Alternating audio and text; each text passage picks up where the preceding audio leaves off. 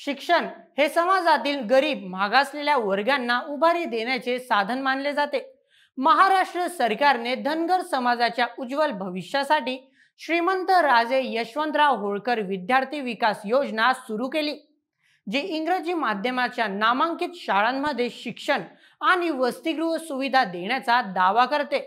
पण आज या योजनेच्या नावाखाली एक धक्कादायक सत्य समोर आले आहे, ते म्हणजे भ्रष्टाचाराचा काळा धंदा।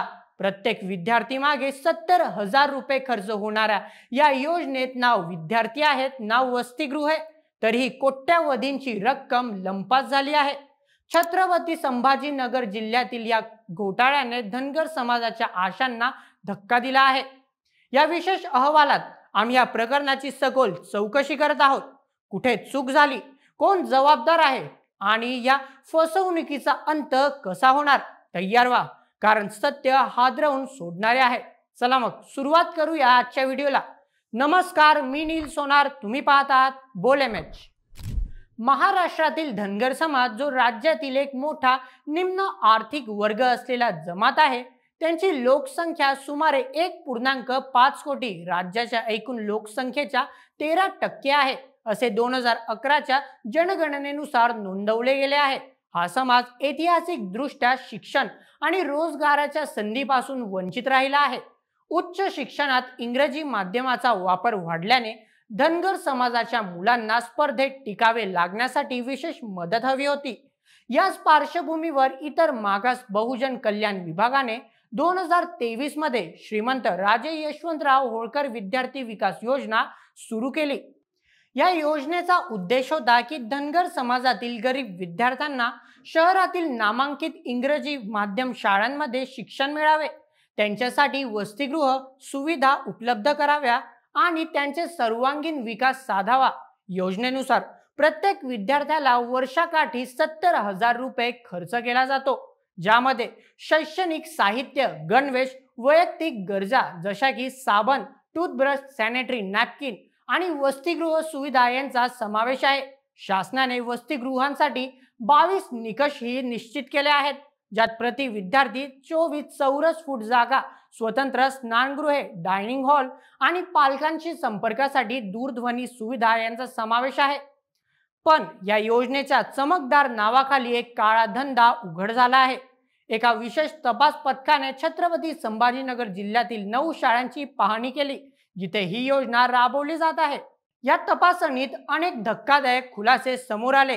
सर्वप्रथम स्वामी विवेकानंद ग्लोबल स्कूल आसेगाव या शाळेला 100 विद्यार्थ्यांची मान्यता होती, पण प्रत्यक्ष भेट दिल्यावर एकही विद्यार्थी आढळला नाही। वसतिगृह अस्तित्वातच नव्हते, संगणक बंद, खोलीत गोंधळ आणि सर्व व्यवहार कागदावरच नोंदवले गेले होते। संस्था चालकांनी स्वतः कबूल केले की गेल्या वर्षी त्यांना अनुदान मिळाले होते। मग गॅलेक्सी इंटरनॅशनल स्कूल वाळुंज सायंकाळी 7:30 वाजता भेट दिल्यावर ना वसतिगृह होते ना विद्यार्थी, तरीही 100 विद्यार्थ्यांसाठी मंजुरी घेऊन रक्कम उचलली गेली। मग इतर शाळांमध्ये ही परिस्थिती हीच। लिटिल वंडर स्कूल सिल्लोड 250 विद्यार्थी, mother Ganga English school Hiwarkheda 100 विद्यार्थी, ओएसएस इंग्लिश स्कूल फुलंब्री 150 विद्यार्थी यासारख्या शाळांमध्ये ही वस्तुस्थिती समान होती। या तपासणीत असे आढळले की काही शाळांनी काल्पनिक विद्यार्थ्यांची नावे नोंदवून अनुदानाची रक्कम हस्तगत केली।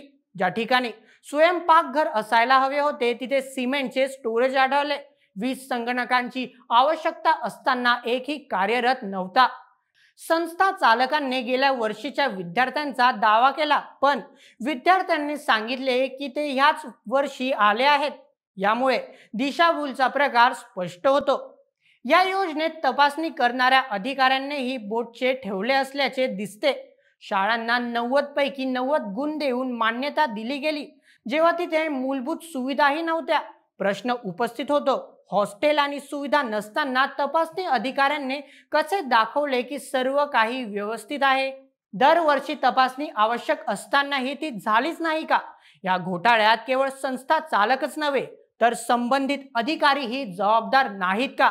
शासनाची फसवणूक होत असताना अद्याप कोणावरही गुन्हे दाखल झालेले नाहीत आणि गत वर्षीच्या अनुदानाची वसुलीही झालेली नाही।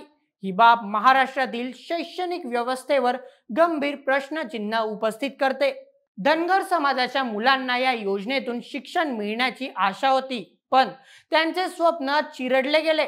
राष्ट्रीय शिक्षण नियोजन आणि प्रशासन संस्थेने केलेल्या अभ्यासानुसार मागासवर्गीय समाजातील शिक्षणात भ्रष्टाचार हा प्रमुख अडथळा आहे। या घोटाळ्यामुळे धनगर समाजातील विद्यार्थ्यांना पुन्हा एकदा शिक्षणापासून दूर ठेवण्याचा धोका आहे, ज्याचा दीर्घकालीन परिणाम त्यांच्या सामाजिक आर्थिक प्रगतीवर होईल। या घोटाळ्यामुळे धनगर समाजातील विद्यार्थ्यांना पुन्हा एकदा शिक्षणापासून दूर ठेवण्याचा धोका आहे, ज्याचा दीर्घकालीन परिणाम त्यांच्या सामाजिक आर्थिक प्रगतीवर होईल।